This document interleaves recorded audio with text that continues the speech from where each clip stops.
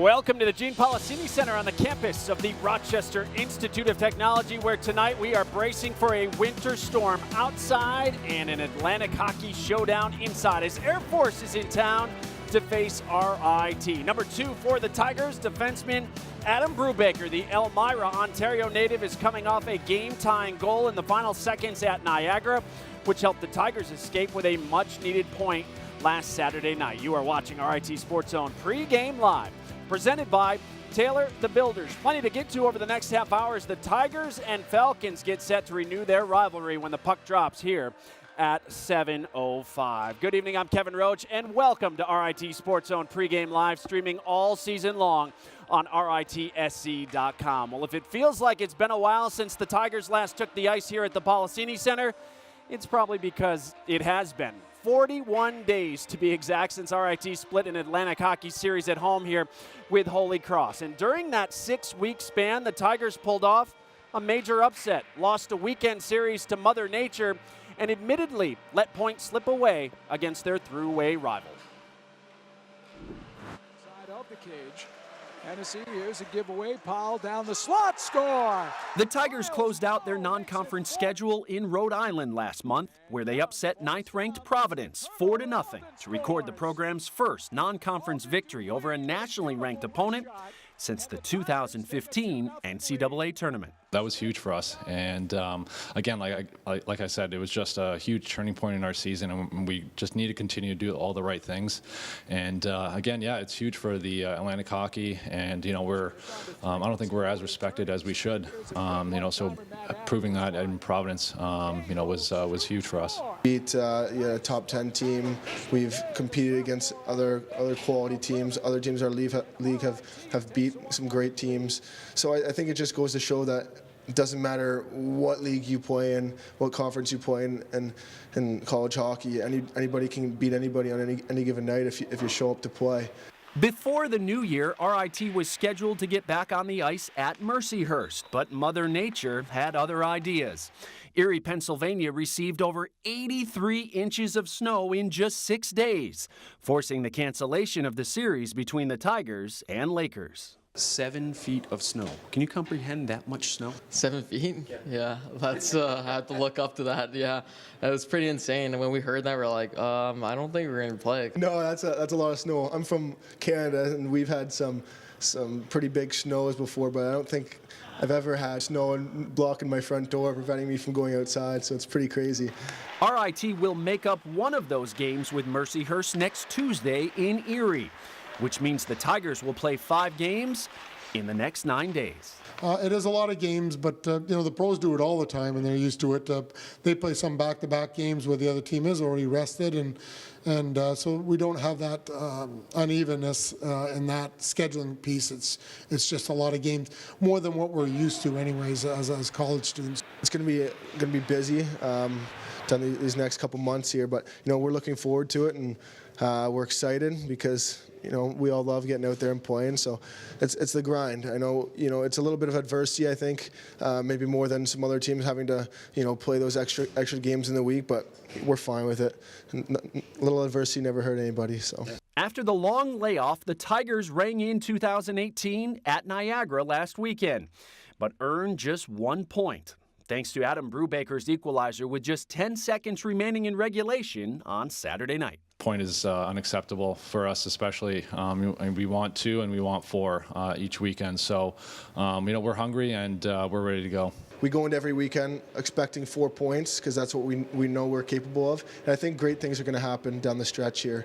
Like you said, there's some good teams at the bottom, like Air Force. They're sitting 10th right now, and they're a team that no matter where they're sitting in the standings, are going to give everybody, a battle out there. So we just got to come into this weekend ready to go because it's not going to be a pushover.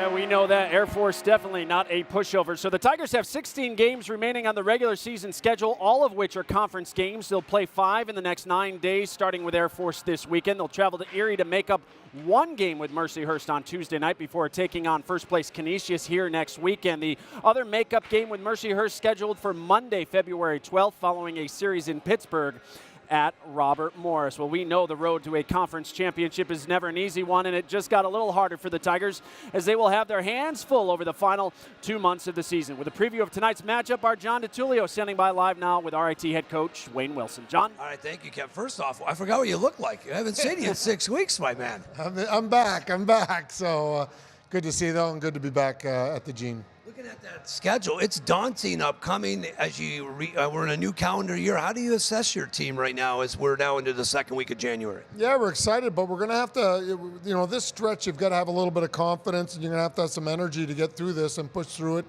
A lot of games in a short period of time, and none of them easy. We start off here with the Air Force for 2, and that's where our focus is right now, and then we'll move on from there. But our Air Force games again, and 2 one-goal games out at Air Force, and in the tradition or the streak of whatever 17 games of one-goal games, we expect some tight ones here again tonight. What do you want to see from your goalie? Let's start. Logan will get the call tonight. What do you want to see from him tonight? Well, I just want to see him play to his capabilities, and we've just been a little inconsistent from both goalies. Right now, they've shown that they can play, and they can play at a very high level. It's just getting back-to-back performances from them, and like I said, so we'll see how it goes game by game here, and if someone can get on a roll, that's good on us, and we know we've got 2 of them that can go, but it is the consistency factor back there in the net. These games are always fun against Air Force, always tightly, so competitive. 30 of the last 48 games have been decided by 1 goal or a tie in overtime. Yeah, it's a healthy rivalry. It's not one built on hatred. It's built on respect, to be honest with you. Sometimes you get those opponents that you've got a rivalry, but you just don't like them at all. Not that we're fond of Air Force, but there's a good respect right from the coaching staff to our players on what they're capable of doing, and that we've got to play a smart, disciplined game and stay out of the box, and we've got to play well. And when you beat Air Force, you know you've accomplished something, and hopefully they feel the same about us. Just great to see you again. Great to be back in this building, Wayne. Yeah, thanks. Good luck tonight. That's head coach Wayne Wilson, the RIT Tigers. Kevin, back to you. All right, John, we'll check back with you shortly. Well, since entering Atlantic Hockey, Air Force and RIT have been the kings of the conference. The 2 schools have combined to win 9 of the last 11 conference titles, including the last 3. The defending Atlantic Hockey champs were out on the ice this morning here at the Policini Center. Air Force isn't used to being at the bottom of the standings, but that is where they are, tied with Sacred Heart for last place. Now, the Falcons have endured a ton of injuries so far this season, and while that has been a major factor, Air Force head coach Frank Serratore told us the competition in the league has been a big factor too, saying it's the best it's ever been. There are no bad teams in our league. I'm looking at our record right now. We're one game under 500. In the old days, it would have been loaded with Atlantic wins and maybe a 1 non-conference win. We've got a terrific non-conference record, and we've struggled in league play. So there's no question our league has arrived. There is a lot of teams that could win this thing, and it's just going to be a matter of which team is, hitting their stride, is healthy, is playing their best hockey around playoff time, and that's the team that we want to be. Like I said, for a lot of reasons, we're off to a slow start in league. The injuries, we didn't play with the energy we needed to, and our goal right now, and I know Wayne and Hilsey, we talk a lot. Our goal is always to be the best team at playoff time. Yeah, that is the most important time of the year. The race to the postseason is on in Atlantic Hockey, and so far Canisius and Niagara are on top, leading the way with 20 points apiece. Holy Cross currently 3rd, followed by Robert Morris, AIC, and RIT, who sits 5 points back. Remember, the Tigers have played the least amount of conference games in the AHC, so plenty of points still out there for RIT to grab, as again, 16 games remain for the Tigers. Robert Morris, the only Atlantic Hockey team with the weekend off. Elsewhere in the conference, Bentley visits Army West Point. Niagara down in Erie to face the Lakers. Holy Cross playing a home-and-home series with Sacred Heart beginning in Connecticut tonight, while the first-place Golden Griffs are hosting AIC down at the Harbor Center in Buffalo. We'll update those scores for you during our intermission reports here tonight. Well, still to come on the program, John and Gene will join us to break down tonight's matchup. Plus, he's currently 4th on the team in scoring and will be a key to the Tigers' success the rest of this season. Number 7, Abbott Gerdukis will join us live next. This is RIT SportsZone Pregame Live.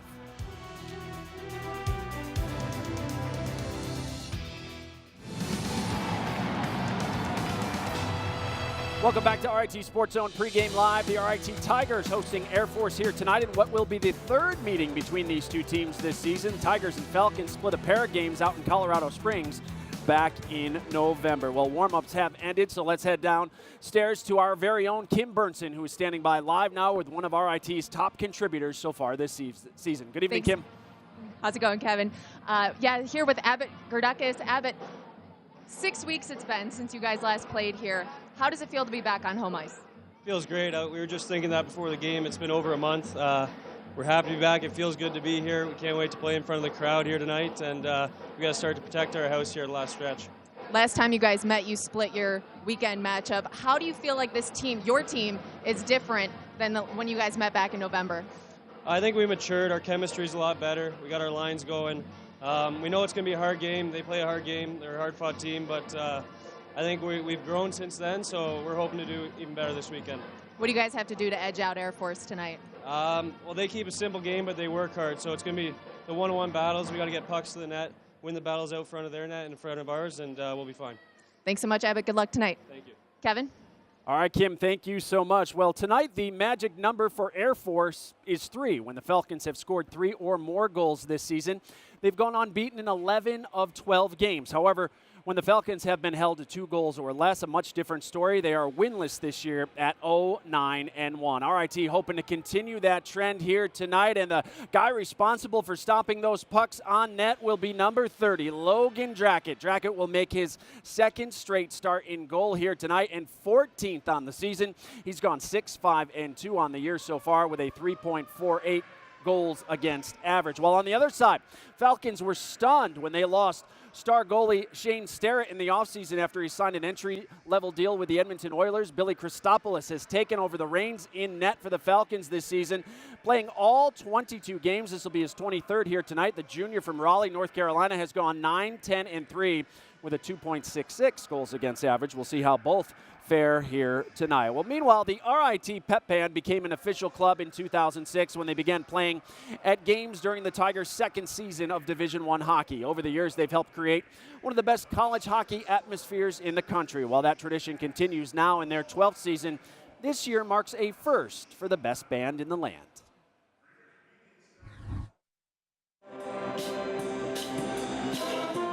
Music has been part of Megan Detweiler's life since she was just 4 years old.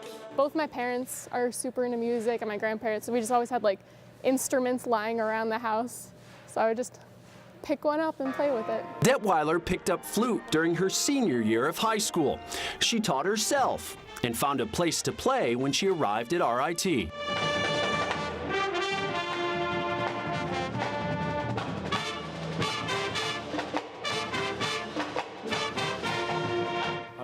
About the Pep Band, and what was your thought when you found out we had one? Actually, my freshman roommate, who I just kind of got like randomly added to, she joined Pep Band and she was like, hey, you play flute, come on. And I did, and I loved it because like obviously I wasn't like super great at flute, having taught myself, but it was a lot of fun and we got to go to the games and get super RIT, and she actually didn't stick with it, but obviously I did. For 3 years, Detweiler was just another member. But that changed last spring when she decided she wanted to audition to be leader of the band. I don't really know why I wanted to do it. I just felt something drawing towards me. And I had gotten to be friends with like last year's conductor, and last year's conductor was amazing. He really like worked the band up, and I think we have a better sound now because of him, and I really wanted to like add my piece to it. Watch my hands, do the full progression. You don't need to suddenly go into the extremes, okay? 1, 2, 3, 4. For 11 straight years, the RIT Pep Band has been led by only male conductors.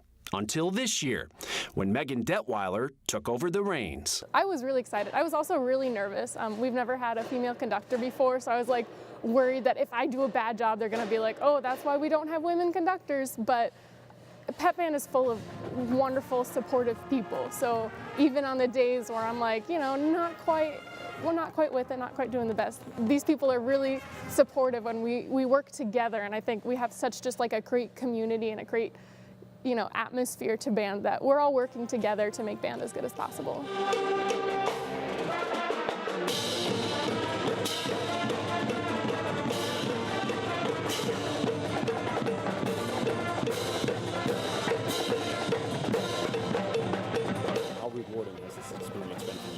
Honestly, it's been amazing. I have had so many people from, like RIT fans come up to me and be like, thank you, because we're an integral part of the RIT hockey experience. And so being a part of that and kind of being the one who's leading, and I'm like the face of the pep band now, has been really amazing. It's been a great experience, and I'm so glad to be a part of it. What are your plans for next year? Do you want to continue to be conductor, or do you want to go back in and play? I do miss playing flute. Because it is something, it's like a totally different experience, but I do also really like leading the band. So I've thought about this a lot, and I have no idea yet. I don't know if I'm gonna run again. It kind of depends on who else is gonna run, because I don't want to leave the band like with no one, but if it's in good hands, I'll feel comfortable going back and playing flute. Yeah, it's good to have a few members of the band back here. Of course, RIT still on winter break. The entire band will be back with us, of course, for that Canisius series next week. Well, tonight is youth hockey night here at the Policini Center. Tomorrow is kids night. All children under the age of 12 will be admitted for free. So if you're looking for something fun to do after shoveling all day, come on out and join us for what should be another great game between RIT and Air Force. Hey, last month, you might remember the Tigers held their third annual Tiger Teddy Toss during their series with Holy Cross. Eric Brown scored in the second period, and that's when the fans let the stuffed toys fly. The game was stopped for a few minutes as players and ice operations staff here at the Policini collected the generous donations from you, the fans in attendance. Well, on Tuesday, December 12th, members of the RIT men's and women's hockey team paid a visit to Rochester General Hospital. The Tigers delivered those stuffed toys to the pediatric patients there. All of us here at RIT thank all the fans who participated. You no doubt brought some joy to those children and their families who had to spend the holidays, unfortunately, away from home. Well, still to come here tonight, John and Jean join us with the keys to tonight's game. That is next. This is RIT Sports Zone Pregame Live.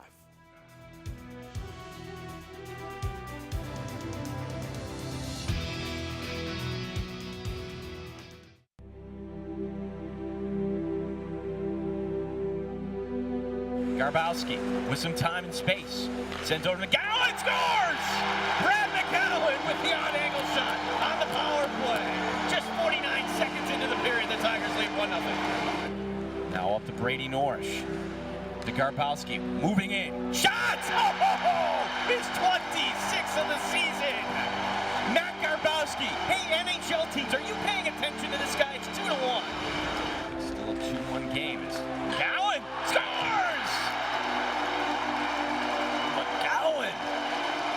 Must have heard us talking about not capitalizing on those grade A looks. McGowan will sweep it out of the zone. Off to the races comes Brad McGowan. He's got Garbowsky. McGowan going in and scores! That hat trick for Brad McGowan, and the Tigers go up 4-1. That was all Brad McGowan. Great individual effort. Fights a boot off of the puck,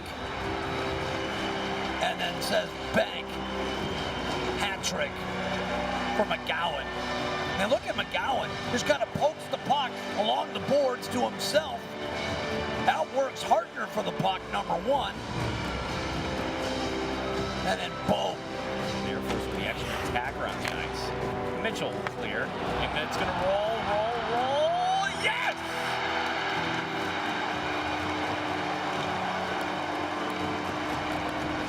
Tiger fans, we'll see you next weekend at the Blue Cross Arena.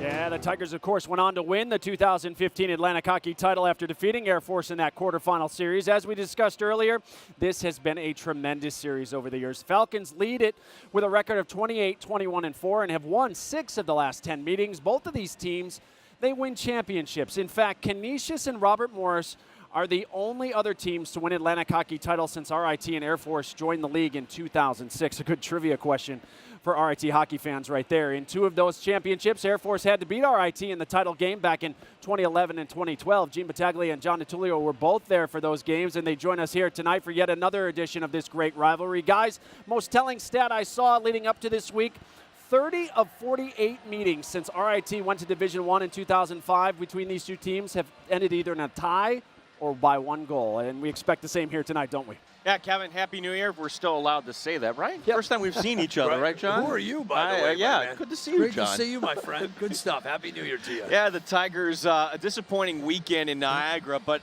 happy to hear Brubaker and others say, hey, a point we're not happy with last Saturday night. Exactly. Wayne, talking with Wayne this week, loves his team. He says if we get consistent goaltending, he used the D word, dangerous. He likes the way they're playing. He needs more consistency between the pipes.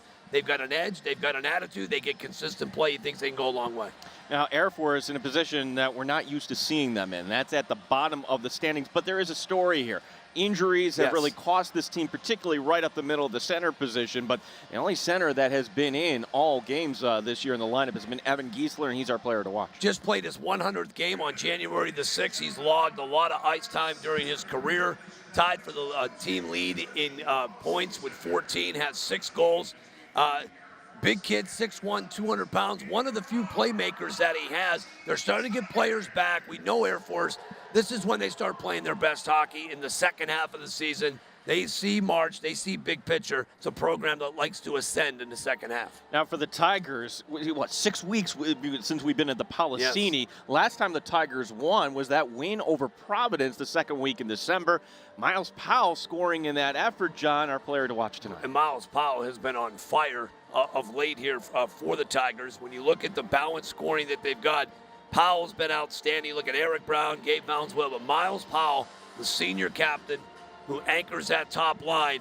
He's their most dynamic playmaker, and he's been on a point streak here over the last 5 games. A player to watch, number 19, makes everything go, not only for the Tigers, but on that top line. Tigers also get Chase Norrish back in the lineup tonight. So a healthy Tiger team. What do the RIT Tigers have to do to get the win tonight, Well, John? as Wayne mentioned, consistent between the pipes. They got to get good goaltending play. Someone has to grab hold. Logan will start tonight. You may see Kristen Short tomorrow. I mean, home cooking.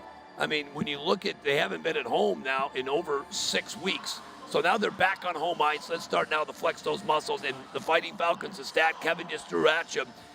The Falcons are 2-2 in this building, but every game that these two teams play, whether it's here at the Blue Cross Arena, it's tightly contested, and we expect the same thing here tonight.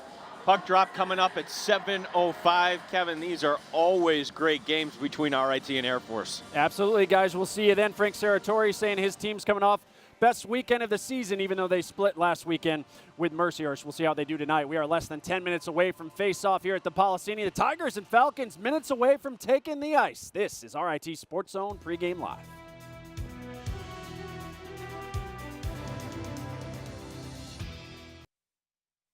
Back here on RIT Sports Zone Pregame Live, presented by Taylor the Builders. It's hockey night in Rochester after a 6-week layoff as Air Force visits RIT. Well, if you're snowed in and can't make it out to the game tomorrow night, we're here for you. Our coverage of Game 2 of this series begins at 6:30 with RIT Sports Zone Pregame Live on CW Rochester and streaming online at RITSC.com. And coming up on the show tomorrow, we'll share our interview with Rochester native Brian Gianta. The former NHLer will captain Team USA in the upcoming Winter Olympics. We'll share how RIT has helped him on his journey to the games in South Korea. We hope you'll join us tomorrow for Pregame Live and much more, including that story on Brian Gianta. Well, that's going to do it for us here tonight. Thanks so much for watching. Up next, Gene Battaglia and John DiTullio join us with the call as Air Force faces off with RIT. We'll see you back here for the intermission report. Enjoy the game, everyone. RIT Sports Zone Live begins right now.